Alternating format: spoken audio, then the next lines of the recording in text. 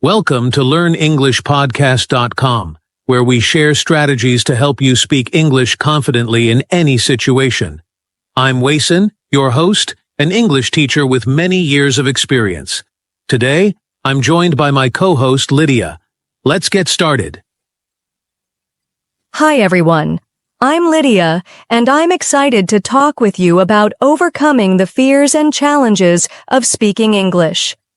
We'll explore why many learners struggle with confidence, practical ways to improve, and how to become a fluent, fearless speaker.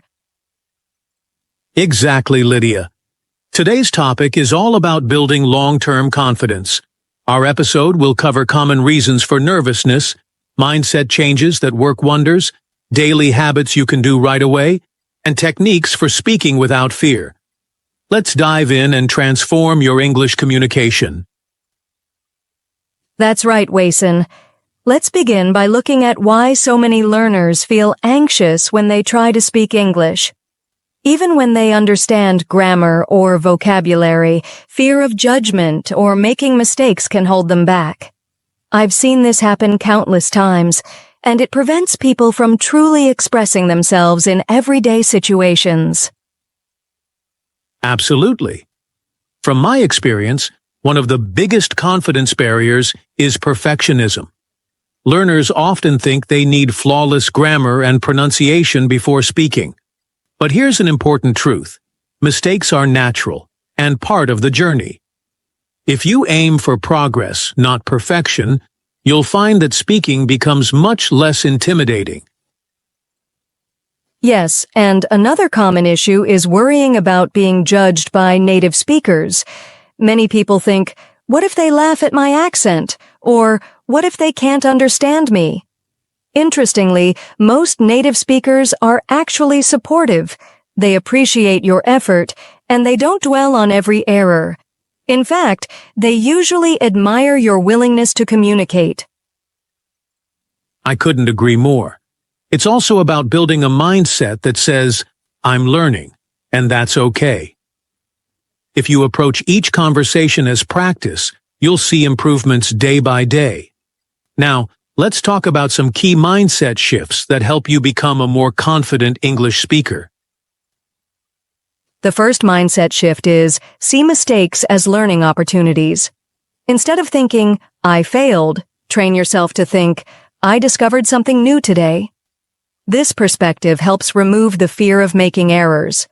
Remember, children learning their first language make constant mistakes, yet they keep speaking until they gradually master each word and phrase. Yes.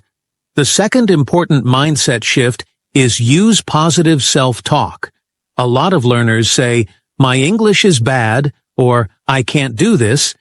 Replace that with supportive statements like, I'm improving every day, or I'm capable of communicating ideas effectively. Exactly.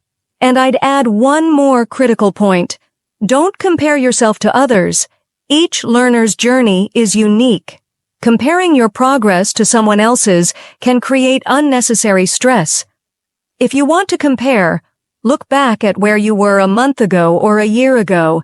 Then you'll notice how much you've grown, which boosts motivation. Great advice, Lydia. Now, let's shift to some practical tips. Listeners, get ready because these techniques will help you sound more confident in everyday conversations. We'll keep things simple, clear, and actionable so you can apply them right after this podcast. Let's begin with tip number 1. Tip 1. Practice speaking English daily, even if you're alone. Talk to yourself about your morning routine, your plans, or what you see around you.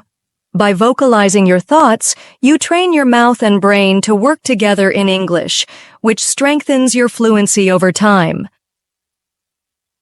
Exactly. Tip 2 is use simple sentences.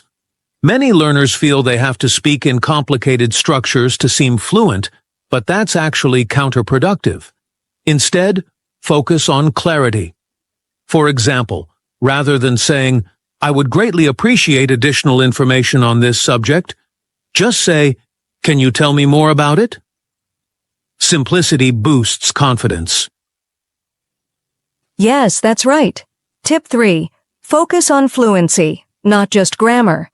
If you pause too often to recall rules, the conversation flow breaks and anxiety increases. Aim to keep talking, even if you slip on a tense. The listener usually understands you, and your confidence stays intact. Tip 4 is all about body language and expression. Confidence isn't just in your words, it's also in how you carry yourself. Smile, maintain eye contact, and gesture naturally. This not only makes you appear confident to others, but it also sends positive signals to your brain, boosting your self-assurance. And that leads us to tip 5. Slow down and breathe. When you're anxious, you tend to speak too quickly and stumble over words. Taking a moment to inhale deeply before speaking can help you slow your pace and articulate more clearly. This gives your mind time to find the right words without rushing. Let's recap those 5 quick tips for clarity. First, speak English daily, even alone. Second, keep sentences simple and direct. Third, prioritize fluency over flawless grammar. Fourth, utilize positive body language. Finally, slow your speech and breathe to stay calm. When you apply these consistently, you'll notice a remarkable difference in your confidence and overall communication. Now, we know that real-life situations can be challenging. Speaking confidently with friends might be easy, but what happens when you're in public, meeting new people, or talking in a professional setting? Let's cover some strategies for various scenarios to keep you prepared. Absolutely. First scenario, talking to strangers. Whether you're at a restaurant ordering coffee or asking for directions, keep your sentences short. Say something like, "Where is the nearest station?" rather than a long formal request. Also, if you don't understand someone, politely ask them to repeat, "Could you say that again, please?" Exactly. Scenario 2. Group conversations. Many learners get nervous because they're unsure when to jump in. My advice is to listen carefully for a pause, then contribute a brief comment. You can say, "I agree with that," or "That's interesting," to participate. Then add a short explanation if you'd like. Yes, and repeating part of what someone said can help you sound natural. For instance, "I agree that practicing daily is helpful. I also think it's motivating." That shows you're engaged while giving you a template to start your thought. Now, let's move to scenario 3, which many people find intimidating. Formal settings. Formal settings include job interviews or work meetings. Preparation is key. Practice common interview questions or typical meeting phrases in advance. Note a few relevant vocabulary words. Also, speak slowly to convey confidence. When you rush, you tend to lose clarity. Finally, maintaining good posture, sitting or standing straight, helps project self-assuredness, even if you feel nervous inside. Great points. So, we have short sentences for strangers, strategic listening in group talks, and solid preparation in professional contexts.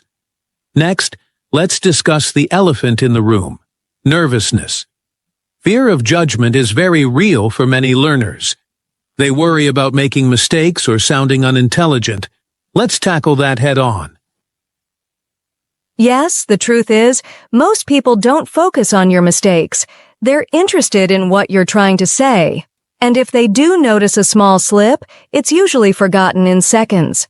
We magnify our own errors, so remember, others often don't see them the same way. Well said. Another thing, stop being your own worst critic. If you're constantly telling yourself, "I'm horrible at English," you'll believe it. Instead, praise yourself for every little victory. Maybe you pronounced a difficult word correctly or understood a conversation that used to confuse you. Celebrate those wins to boost your morale. Absolutely.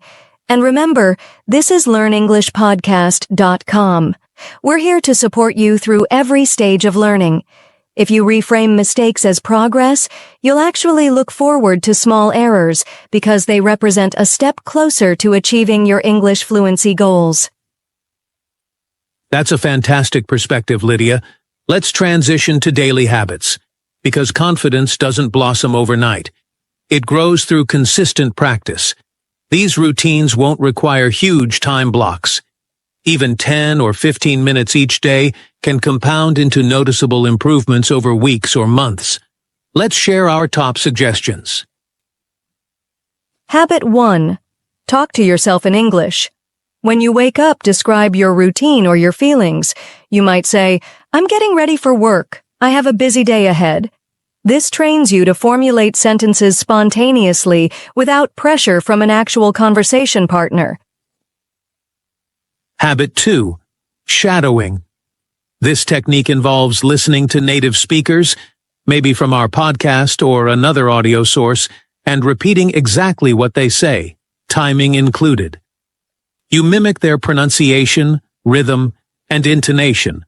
Shadowing is a fantastic way to develop a more natural, confident speaking style and improve your listening comprehension simultaneously. Habit 3. Read out loud. Grab an article, a few paragraphs from a book or a social media post, then read it aloud. Doing this regularly helps you practice pronunciation and pacing. You also learn sentence structure by vocalizing well-written English. Over time, this muscle memory supports clear, fluid speech. Habit 4. Record and review your own voice. This one might feel awkward at first, but it's incredibly effective. Use your phone to capture a quick audio note of you speaking about anything. Then listen back. Notice what you do well and what you can adjust. Over time, you'll hear real progress. Right. So, to recap the daily habits, talk to yourself in English, practice shadowing, read aloud, and record yourself. None of these require a partner, so you can do them anytime. The cumulative effect is immense. Each day, you'll build more comfort with the language, making it easier to speak without hesitation when opportunities arise. Yes, and consistent practice is crucial. Now, let's discuss how to maintain confidence over the long haul. You might feel motivated for a week or two, but what if your enthusiasm dips? Or maybe you don't see results fast enough. Let's talk about keeping that momentum going. A big part is setting realistic goals. Don't expect to speak like a native within a month. Aim for small, measurable improvements. For instance, I'll practice shadowing for 5 minutes a day, or I'll have one short conversation in English by Friday. Achieving these targets gives you a sense of accomplishment that fuels further progress. Definitely. Another tip is finding a supportive community, whether online or locally, where you can share your experiences, ask questions, and celebrate successes. Accountability partners or group challenges can keep you on track. When others cheer you on, your confidence stays strong and you're less likely to give up.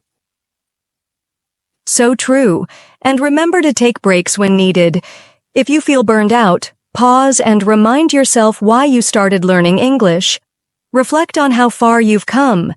That renewed sense of purpose helps you jump back into practicing with fresh determination. Absolutely, Lydia. Persistence and a clear understanding of your goals will carry you forward.